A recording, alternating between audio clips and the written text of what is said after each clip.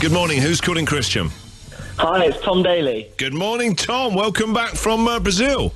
Thank you very much. Thank you for having me. That's right. I know you've been back a while, but well done. Did you enjoy it out there? Yeah, no, it was really good fun, actually. It's always so strange as a sportsman because, you know, you do train 6 hours a day, 6 days a week, like day in, day out for 4 years for that one big moment. So it's pretty special when it finally comes around, and it's a bit weird now that I'm having a bit of time off. Like, I don't know when to go to bed, I don't know when to wake up, like, I don't know when to eat. It's all a bit weird. And so do you miss the kind of tight regime and schedule where you know exactly where you got to be? And I do miss the routine of it, actually, because, you know, every day, you know, when you need to get up, what you're having for breakfast, where you're going to, when you're going to leave to go to the pool, and when you're going to be back and all that kind of stuff. Whereas at the moment, because I don't really have much to do, I can just, you know, chill out and get up at my own leisure. And normally I'm in bed by 10. I'm like pushing the boat out to like 11, 11:30 now. Get away. Like, you know, I know, someone slapped my wrist. Stop it. And can you eat what you want? Yeah, I can eat whatever I want in this period as well, which is kind of good. Although I had like 3 or 4 days where I just ate what I want and didn't do any exercise, and I felt terrible. So I've kind of like, I'm still like going to the gym and still trying to eat well so that I don't, you know, double in size in my time off.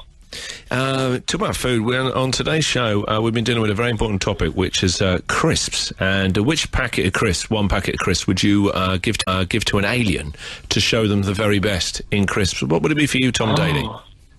That's a good one. Thank you. The thing is, there's a few that I like, to be fair. You know, I like those sweet chili scents. Oh, yeah. I find them over-savoury, Tom. Over-savoury? Over-savoury, Tom. I find them over-savoury. There's too much savoury in there. There's too much sweet chili.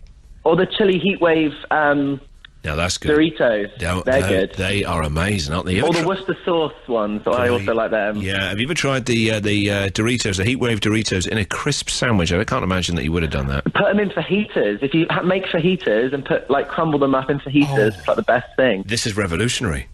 Yeah, you should try it. It's really good. Wow, we'll try that. There's a bit of texture in there. It's really good. Texture, a bit of crunch. Yeah. Nice. Well, this call's giving us so much already. And who's asked you to give us a call, Tom? So I've been doing a lot of work with the Brain Tumour Charity because in 2011 my dad passed away with a brain tumour, and ever since, like, I've wanted to try and help raise as much money. My mum's run marathons.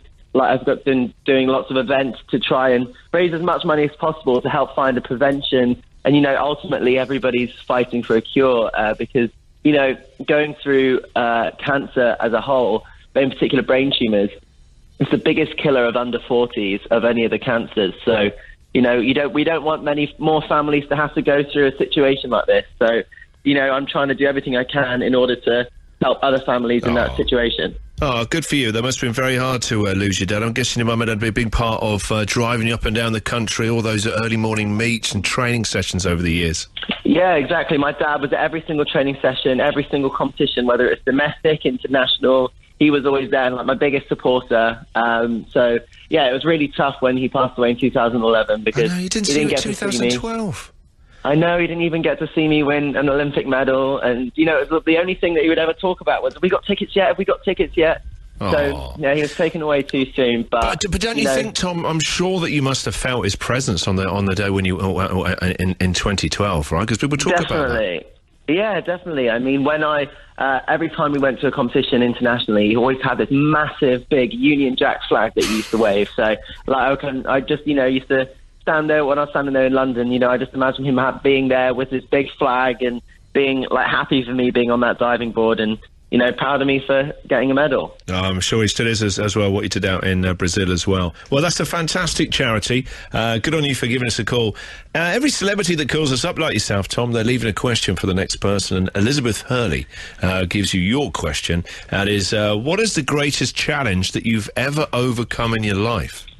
Oh, that's a good one. Greatest challenge. I mean, in life, obviously, with my dad, that was a massive challenge. But if I was to take it into the diving world, there was a dive in 2012, which was a twisting dive where I had lots of flashes going on during it. And after that competition, I was so completely terrified of ever having to do that dive again. Like I used to live my life in fear of going to the pool because I knew I was going to have to do this dive. Standing on the end of the board, sometimes I couldn't actually take off. Really? And yeah, like I was completely terrified. Like, what's the name of the dive? What is it? The pretzel? It's a back 2.5 somersaults with 2.5 twists. So we nickname it, you just call it the twister, basically, because it's it's like twisting all the way down. And ever since, I've been completely terrified of twisting, so much to the point that 2 years before these Olympic Games just gone, my coach came into training one day and was like, look, we're going to learn a new dive. And I was like, great, okay, like what dive? And it was a dive that nobody had ever done before. It was a forward 3.5 somersaults with 1 twist. And because nobody had ever done it before, she showed me a YouTube clip, and it was a YouTube clip of someone in a circus doing a trick off a Russian swing into the water. And I was like, great. So we have to do a circus trick at the Olympics. Forget so it. That's basically what happened. You know what I had to learn this dive. You know what you should do is, I think in interviews, to sort of get in your competitors' heads, you should just make up dives that you're learning. Like, well, at the moment, I'm learning the Iron Eagle or the Flying Monkey. Yeah. Just going to go, what is the Flying Monkey he's doing? Exactly. What is this new one he's doing, you know? Yeah, don't tell everyone, because then now they'll know. All right, sorry, I'll say no more.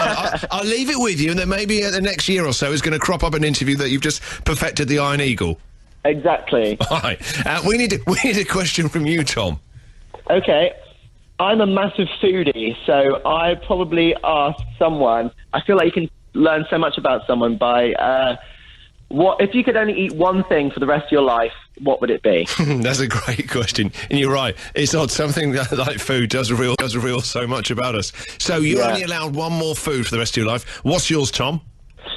I think mine have to be cheesecake. Oh, it's the best. Cheesecake's the best, isn't it? Yeah, I've got such a sweet tooth as well, so I think I just have to have that. You got a particular flavour cheesecake that you like? I do like a plain vanilla, like one, or like a full-on like peanut butter, caramel, and chocolate one. Stop it. Yeah.